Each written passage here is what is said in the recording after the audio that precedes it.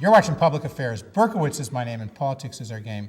And we'll be doing lots of politics and public policy this evening because we have as our guest State Senator Steve Rauschenberger. I should say former State Senator Steve Rauschenberger, but he was a state senator for 14 years. He was part of the Fab Five, more about that perhaps later, that came in.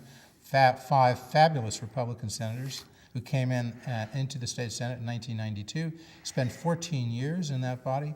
He, for 8 years, was chairman of the Senate Appropriations Committee. There are people who say this. I'm sure Tom Roser would say it, that Steve Rauschenberger knows more about the budget than any man alive or woman or child in the state of Illinois.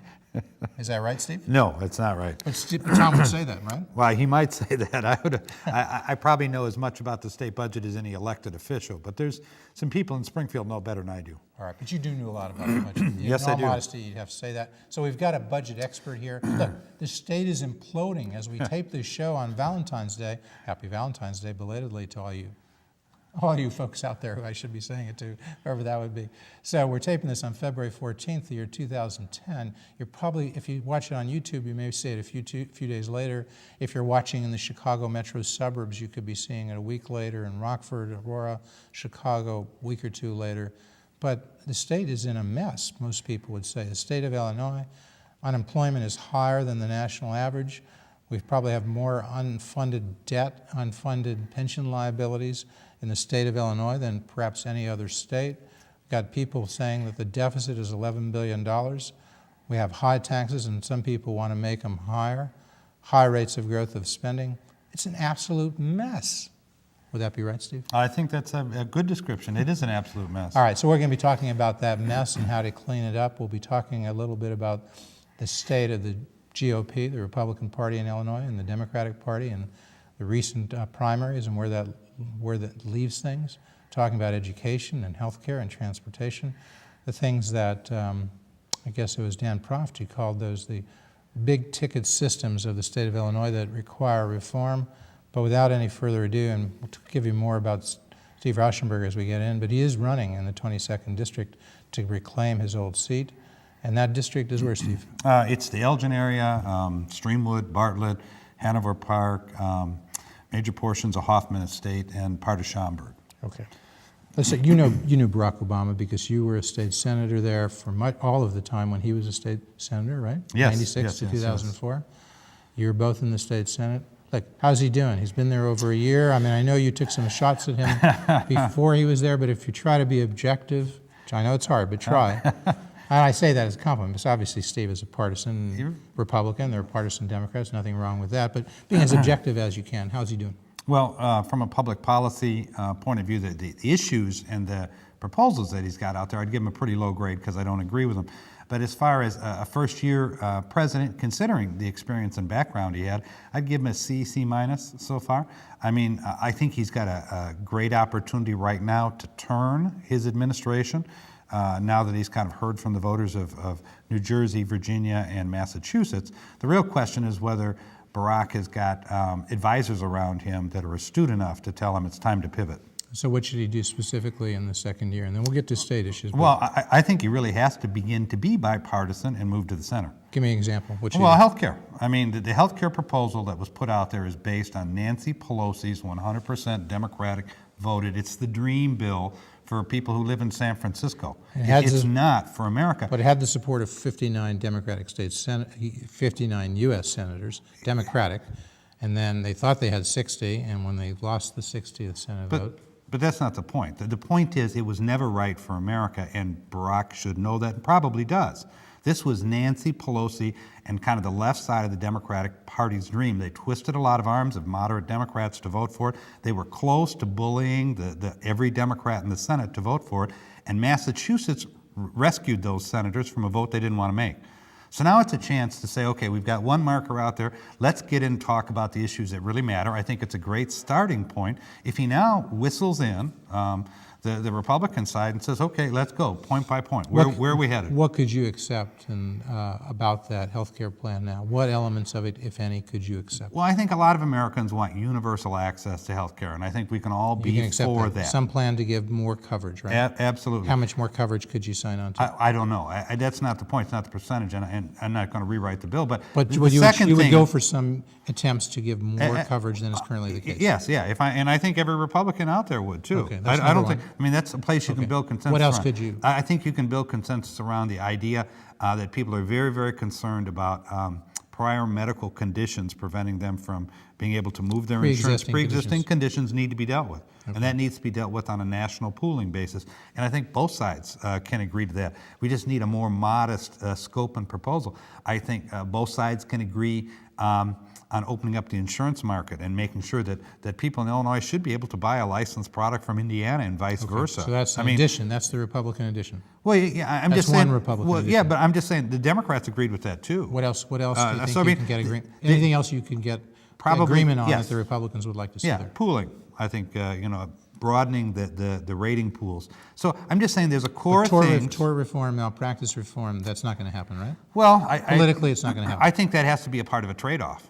Okay, You think the I'm just saying Republicans might get- you can start with these 4 or 5 things that both sides agree on, and from that's when Barack should get into being the kind of negotiator he could be, and say, okay, well, if we give you some modest progress on tort reform and medical mail, what are the Republicans willing to give us on a government option? I mean, you can get in a horse trade You and would come agree up with a bill. Obama does have some skills in doing that. You would agree, right? Well, he hasn't demonstrated any so far. Did he ever demonstrate that in the state Senate? I never noticed.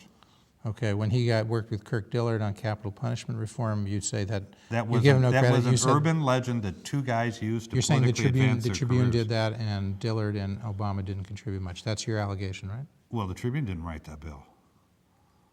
Pardon? The Tribune didn't write that bill. Well, who the did write Tribune it? didn't do it. Kirk Well, Dillard didn't who do it. did it? Barack Obama didn't Who do did it. it? It was done by the staffs of Senate President Pate Phillip and the staff of Emil Jones. Okay, but that's Which often is the case. why the bill didn't work.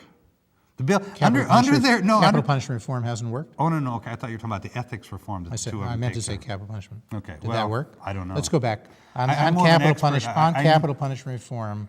Did Obama and Dillard work on that, and did they accomplish something?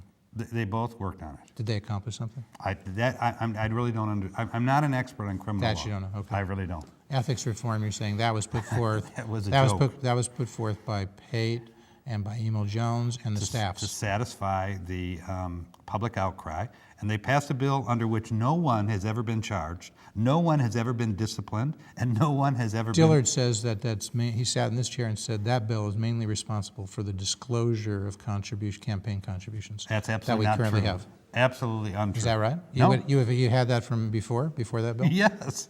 Okay, and this bill didn't add anything. It did not. It, in fact, I think obscured honest contribution information. We don't But- want to get off on that. So Yeah. So I'm just saying, most of the time when the Senate, when the ruling powers, Republicans and Democrats, agree on ethics reform, whether it's Washington or Springfield, don't expect it to improve much. what's the state of the GOP in Illinois? I'd kind of think of them as General Motors. They've just unloaded a lot of problems and a lot of big debt, and there's an opportunity out there if they can revision themselves. But if they fall into the trap of being the old GOP, they're going to end up with the same kind of results they used to get. Okay, and 3 things. What's the new GOP? What should it be? Well, we ought to be listening to what people are talking about. I mean, I think clearly the town hall meetings that took place this last summer, the Tea Party movement, the basic frustration among independents and softer partisans, Republicans and Democrats, with the parties ought to be instructive to us. We need to have an agenda that middle-class people understand and that is for our constituents, not for the institutions. Top 3 things on that agenda. I think you got to be serious about K through 12 school reform in the state of Illinois. You've got to do a balanced budget in this state, and you've got to do something to bring jobs and employment back to the state of Illinois. Okay, come back to education, jobs. What do you do? Which one first? Well, you said there were 3 things. There's education, Education, there's the balancing budget, the budget, and jobs. and jobs, Let's take them in yes. reverse order. What do you do about jobs? Well, you can't have jobs unless you take a hard look at the regulations that we have in the state of Illinois, and you take a look at the tax policy that we impose on companies and on jobs in the state of Illinois. We're one of the least business-friendly states in the nation. We've had some of the worst job growth. I think we're 47th in the nation. Specifically, what would you do to make? Well, repeal every one of disgraced Governor Rod Blagojevich's corporate tax increases that he passed over the last 5 years that the Democrats voted for. Are those, so is that income tax increases that you repealed? No. The regulatory tax increases. Okay. For example, they doubled the registration costs on commercial trucking in the state over and over and over again. They've increased fees on businesses to send the message that this is the last place that you ought to do So it. repeal those fees and use your, and penalties, specific taxes on business, but it wasn't the corporate Clean up income the tax. workman's compensation system in the state of Illinois. We have one of the worst and most expensive workman's compensation systems in the country. And that just means that employers avoid having employees in the state of Illinois. That means they don't bring jobs here. I mean, the list, you can just call up the state chamber and they can give you the list of things to tick off that you need to look at. But, you know, among those are, you need to make this a business-friendly state where you're not punishing people that employ. Okay, and to do that, what's the margin now in the State House for Democrats? 70 to 48, right? I think so. And then in the Senate, it's 22 to 37. Yeah, so Republicans are down 15 in the Senate. And But I don't think it's a Republican issue. You think you can get Democrats to support those programs you just talked about? I think we have to, yes. Because, I mean, they know that we're losing jobs. Illinois is third in the nation in people moving away. We have net migration out of the state of Illinois. Can you get Senate President John Cullerton? You know John Cullerton. You served at the same time as state senators. John Cullerton. Can you get President Cullerton, to support those things? John Cullerton's going to be listening very careful the first week of November. If the voters say they're sick and tired of the fibs coming out of Springfield, if they're sick and tired of budgets. But before November, he's not listening. No, listen, he's not listening any more than Rahm Emanuel or David Axelrod in Washington, D.C. Until they're scared from something happening in November, they think they can keep the Senate majority and the House majority. Illinois needs its own junior version of Massachusetts. Okay. Democrats need to lose seats and know that their agenda is not accepted by the voters. Okay, and so you got to pick up some Senate seats. I think so. And we have to pick up some House seats. And I think we have to win some statewide races. You're running in the 22nd. Yes. That's held by Mike Noland. Senator Michael Noland from Elgin. He's a Democrat. You think you can take that back for the Republicans? I'm going to work hard to do that, yes. And you're going to be talking about the same things you're talking about now? Absolutely. What are you going to tell the voters in the 22nd about how to balance the budget? Well, first you got to tell people the truth about what the situation in the budget is and tell them where the money is being spent. What's the truth? Is there an $11 billion deficit? No, I think it's closer to 8.5. It depends on how you want to account. But that's still for the considerable. If it's $8 billion. It's unconstitutional. Okay, and you're saying don't raise taxes. It's unconstitutional. They have passed 3 unconstitutional budgets in a row. You now have a constitutional officer, the Senate President, and another constitutional officer, the Speaker of the House, Speaker for the last 30 years almost, admitting in public that they're passing unconstitutional budgets. What does that mean? But there's been tremendous growth in appropriations. If you look at the Yes. General Revenue Fund, and you look at General Revenue Fund revenue, it's been growing for the fiscal years 2006 to 2009, by my calculations, by about 5% a year. Yes. It's pretty high, right? Yes. Inflation's been much less, right? And the appropriations in that, the General Revenue Fund appropriations, by my calculation, fiscal year 2007 to 09, that 3-year period grew, or 2-year period actually grew about 18%. That's where your problem is. 18%. So this is a spending problem. It's not a revenue problem. Okay. That's So what revenue's growing Republicans have been saying. 5%, spending's growing 18%, both are way too high. Or revenue's not going to be growing at that now with a recession, In other words, or even coming out of the recession. in other words, the taxpayers of the state have done their job. They have provided resources. The families are doing what they need to do, but you've got leadership and members down in Springfield who can't say no to new spending, who think that the solution to America's families' problems are expanding government involvement in their lives. So that's the major impetus. You're running on slow down the rate of growth of spending. You can have some growth, but you can't grow at 6 or 7% a year. Right, well, that's true. But more than that, Jeff, you can't fix what's wrong in Illinois until you face up to the fact that the large systems that we operate in the state of Illinois don't work. The reform. So education. You need to reform education. You have to fundamentally take a look at what our goals are in K through 12. You got to honestly talk about them and measure the current system. I I mean, if our goal is to educate children and prepare them for college, then we have got to ask the people who are controlling billions of dollars of education spending why we're getting 40% dropouts. 4 out of 10 kids are not going to college. I mean, we Is need that to throughout be the honest. state of Illinois? Mm-hmm. So the problem is not worse just in in Chicago, whether it's worse there.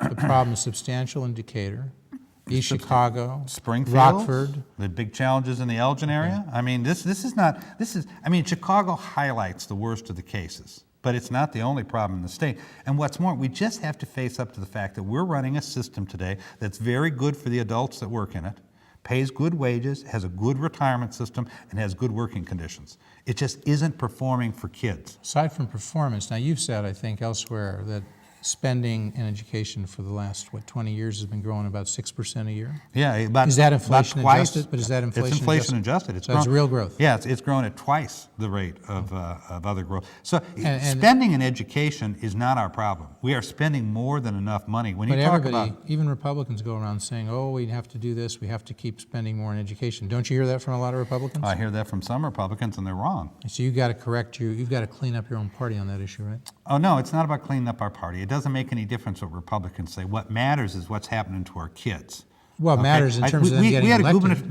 We had a gubernatorial candidate that talked about what's happening in the Chicago schools being the rough equivalent of child abuse. And he's right.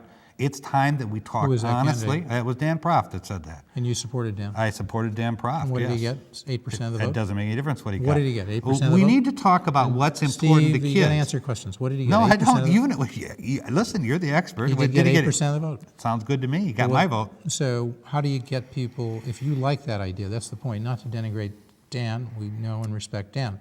The point is, Truth if he has had a a good lot of idea, power. and if it was truth, how do you get it so that idea gets more than 8%? I don't know. Isn't that the issue? Well, I ran statewide unsuccessfully, but I don't think my failing to be able to contact hundreds of thousands of voters because I didn't have enough money, I don't think that represents a rejection of me or a rejection of my ideas. Well, how do you get the money and how do you get the resources so the Republican Party is competitive in state Senate seats and state House seats and in governor? You're missing the point. I think before you worry about whether Republicans win or Democrats or what the numbers are, you first have got to build consensus that the K through 12 education system in America, and specifically in Illinois, is not working. It costs too much and it's under-delivering. You have to We've sell got that good idea. teachers. You have We've to sell got that good idea. teachers in schools who are running a system that Harry Truman would be proud of. Are charter schools a large part of that answer? No. They're a small part of the answer. School vouchers, is that a large part of the answer? I think it has to be. Because we Why can't school wait. vouchers are a large part, but not charter schools? Why is that? Well, because charter schools today affect 1/2% of all the students. If you triple the School number, vouchers don't affect much more than that, do they? no, currently? that's the problem. Okay, Well, in other words, we need large-scale solutions and we need system change solutions. okay. I mean, Okay, excuse me, but you need school vouchers, school choice offered to those schools where yes, they're failing. we need an educational system that's child-focused and family-responsive. And the quickest way to get there, the most effective way to get there is vouchers. Because then you have individuals, parents having control, because if they don't like the schools they're in, public schools, they can take their money that's being spent on them They can and move go their to the kids to private someplace school. they want. They'll have the same alternative. choice. They'll have the same choice that Barack Obama exercises with his family. Right. He didn't put his kids in the Chicago public schools when he was senator here. Put them at the lab school at the University Right, of Chicago, and he private didn't school. put them in the public schools when he went to Washington, D.C. Now, maybe there as presidential kids you couldn't, but the point is, No, okay, you really could. The point is that public schools there were not good enough for Barack Obama's kids, so he went to a private school where they spend the Sidley Friend schools, something like that. Something like $28,000 or $29,000 a kid. But it's Now, not about money, because if you take a look at the Catholic schools in Chicago, they spend far less than the Chicago public schools and 5,000 or predict- 6,000 per kid. Yeah, and produce do much well. better results, right. So your vouchers, I mean, the goal of this is not to spread the money different. The goal is to improve the education for kids and to change the system. Because you got good teachers. It's not about bad teachers. It's about a bad system. And charters, if you had those choices available, they may not be That's as good great. as vouchers, but it's a pretty good alternative, right? Well, I think it's wonderful. But the legislature needs to lift the cap. There is a Absolutely. They raised the cap, but they didn't remove the cap, right? But more than that, if you're going to use charters as a big part of your thing, you can't just just lift the cap. You also have to make charters more independent from the school districts that fund them. Right. Because they're being choked in the suburbs. Current school districts can say no to charters. Absolutely, so and that they it's- do, It's over like, and it's over like and over Ford being able to say no to GM, or GM being able to say no to Ford. Toyota. Or GM and Ford being able to say no to Toyota. Yeah, it's wrong. Competitors, folks, can't be allowed to close off competition. See, I like charters, they're okay, but that's the problems I have with them. One, they're capped. Two, they take too long. And three, under the current regime where you have to get the local school district to agree to them. I mean, they don't hurt anything, but the real goal is to move a lot quicker, because we can't afford, if we're going to stay competitive with the Chinese, if we're going to stay competitive with Eastern Europe, if we're going to make sure America stays prosperous, our kids have got to have an education that's equivalent to world-class countries. So 2/3 of state spending now goes both to education and Medicaid. So we've talked about education, have to make it better, more efficient, more user-friendly, more user-responsive. What has to happen on Medicaid and healthcare?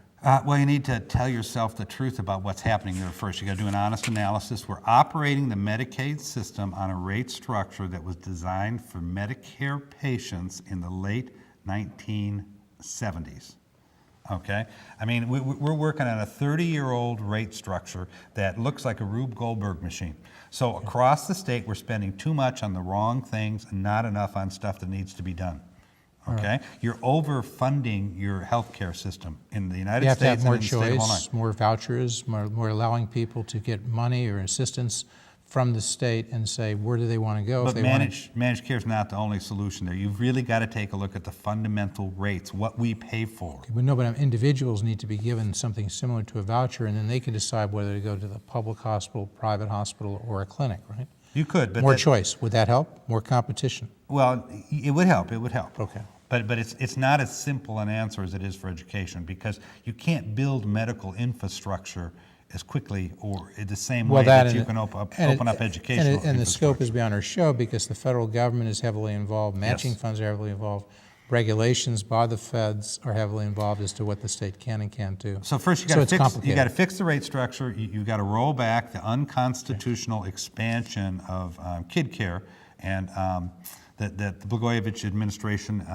forced through, permitted, that the Democrats cited him in their impeachment, but never rolled back. We have families with family incomes up to $75,000 who are being able to move their children onto a public plan. So in 7 or 8 years of Blagojevich, Medicaid enrollment went up from 1.6 million to 2.6 million, something like that. Which really doesn't matter.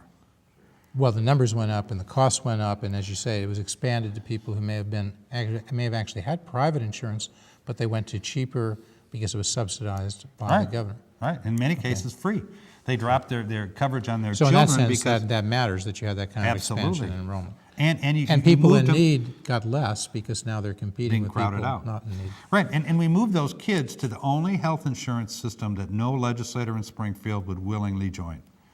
I like whoever set it out in Congress is congressmen ought to be subject to any kind of health care reform they pass, and in Springfield, every state legislator ought to be in the Medicaid program. They ought not to be in a private health care. Let them experience what's going on in Medicaid. We should say, when I refer to the GRF, the General Revenue Fund, that is the main budget. We can talk about the total budget, we can talk about the General Revenue Fund. But the General Revenue Fund is the portion of the budget where there's most discretion on spending. Yes, and it's funded by the income tax, the sales tax, the insurance premium tax, and gambling sources.